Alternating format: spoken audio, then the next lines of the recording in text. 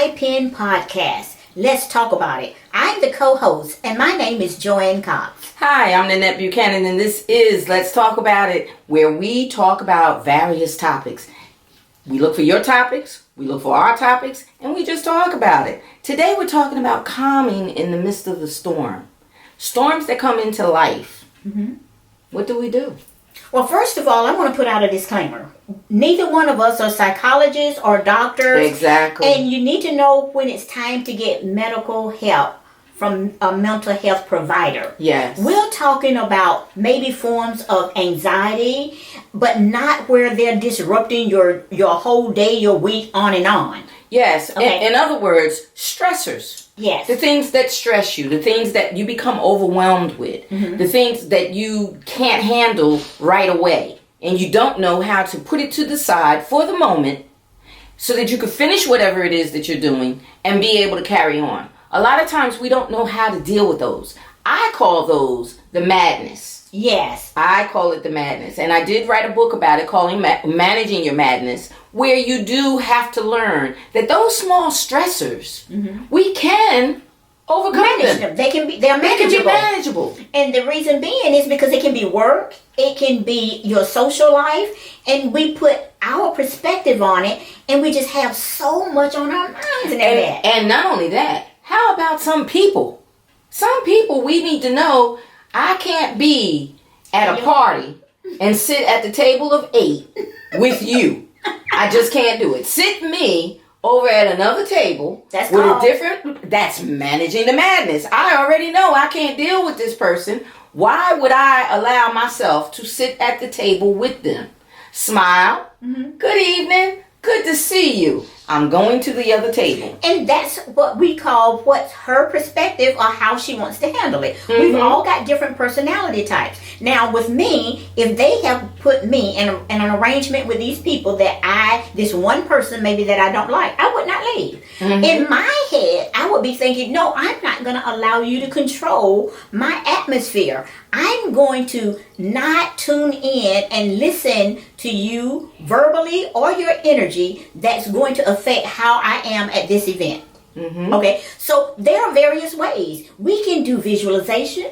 We can actually do meditation. We know that exercise is one of the great calming factors. And you can't allow the madness, like I said, I call that storm, that periodic moment. You can't allow that to take over and distract you. If you're there for a purpose, you're there for a reason, you have your reason for being there, you have your reason for handling whatever you have to handle, don't let those distractions or that person or that problem be so overwhelming that you can't get done what you were purposely there for. Now that one's great because that falls up under your work. And what I call it, there are stressors that you can go through, around, or over. But you're going to do your research and find out if things are not working out for you and you need a time of calmness, you might just need to do some deep breaths. But if you're stressing because it's not working for you, now you're going to go to your resources. Well, what's wrong with calling for help? Exactly. Or finding out you may have outgrown the people that you are with. Yes. You may have outgrown the job that you're on. Yes. You may have outgrown the area of expertise that you have. And it's time for you to elevate. Yes. It's time for you to move on. So if that's the case, make arrangements for that because it's just like a storm. And that's why we call it calmness in the midst of the storm. You can see the horizon. You can see the sun. Yes. You can see where the storm is calming down. If you make the plans to get over whatever it is, you have to take it bit by bit. Yeah, I got to go through this period of time, but it's not always going to be like this. I'm going to be able to breathe freely. I'm going to be able to take that deep breath. I'm going to be able to control my atmosphere. All I have to do is get through this element and get through this problem. And that's called, first of all, acknowledging. You're having to know, where am I getting this stress from? Once you make that acknowledgement of that, now you're going to find out what you're going to do with it. And everybody has a pyramid. Everybody has a pyramid of energy.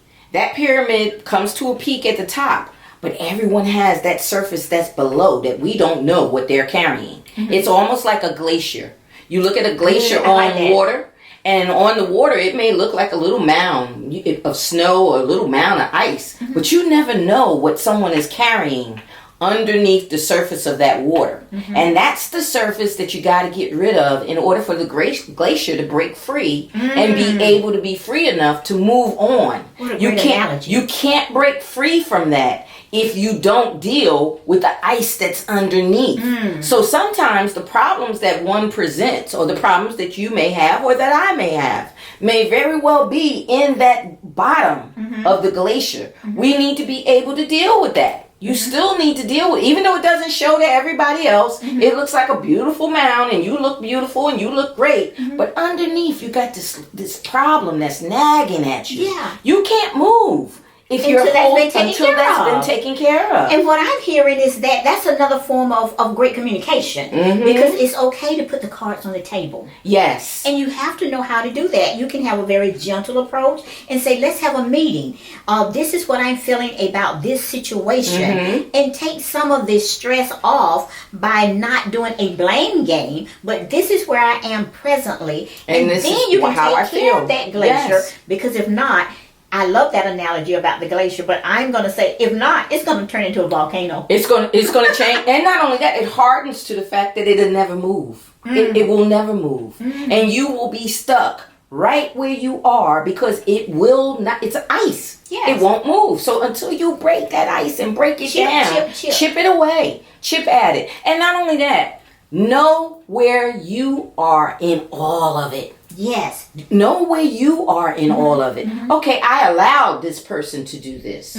I allowed this to happen. I didn't speak up for myself. I didn't put in a resume for the new job. But now I'm mad that someone else got the position. No, you didn't do what should have been done. You didn't go to the classes to get that certificate. You didn't do the things to move your glacier along the way. And now it's hard, because you feel bad about it. No, do the things that are going to soften that glacier.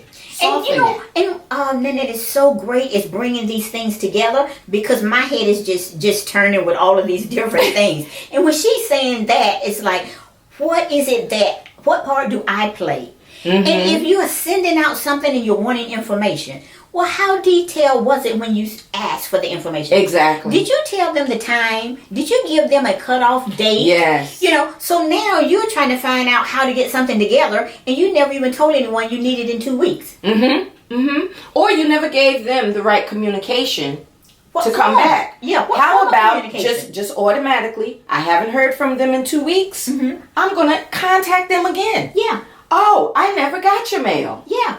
Oh, you didn't put dot such and such and such after it. Yeah. So it never went. So you're waiting for a response, but they never received it. But you hardened. You hardened now. Oh, that Joanne did not answer me. Yeah. Oh, that Joanne is treating me this way. Yeah. Oh, she said this and she said that. You're hardening. Yes. You're hardening the underneath. And if it's not hardening, it's just now you're frantic, because your time limit is coming. So it's just like, oh, what am I going to do? I'm pulling my hair out because I don't have the information. What did you do? What did you do? What did you do to get the ball rolling? And the biggest thing about these storms, they say, well, ride through the storm and deal with the weather and go through it and you'll be okay. You have to remember, stress is the number one killer. Stress brings on problems with your heart, problems with your breathing, weight gain, blood pressure. You can go through binging, you can go through not eating, not sleeping. You can go through all kinds of things that bring on other health issues. That's right. So you don't want to have it where I can calm my own stress. You mean to tell me I don't have to go through this? I can weather this storm. If I could be the captain of my own ship. Where can I sail to? Yes. Well, I can't sail anywhere if I'm on a glacier. And we've talked about this in other episodes, where we're talking about, what do you do to get started in the morning? Do you have a devotional period? Are you exercising? Are you eating properly?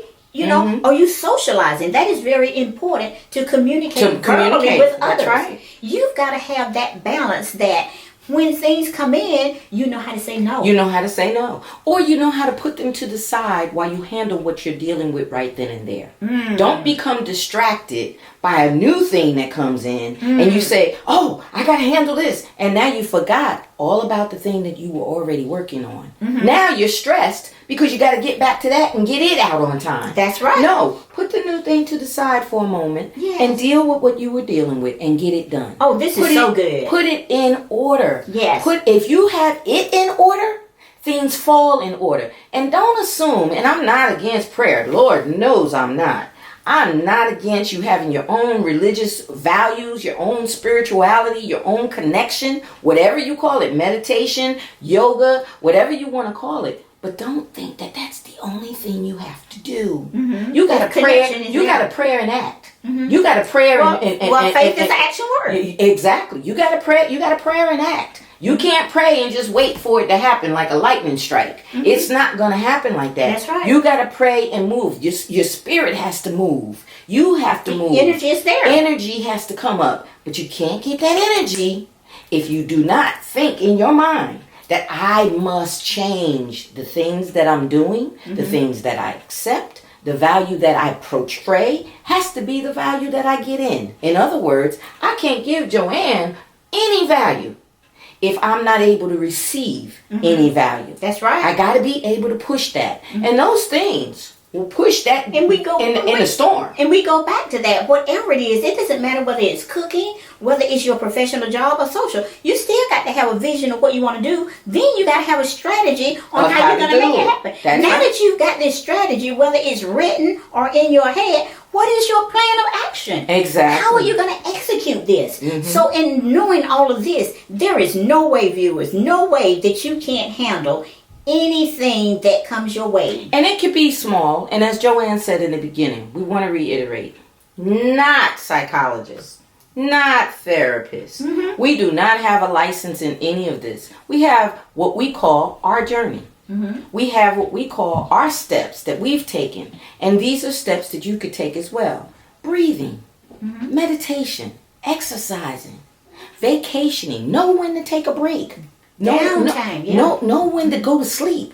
Know when to cut it off. Those are the things that you want to do. And what I want you to do is send in a comment. Send us a comment and let us know what your feelings were. We want subscribers. We want your friends. So leave that message for us so that we can respond to you. We're here every Thursday streaming on Let's Talk About It.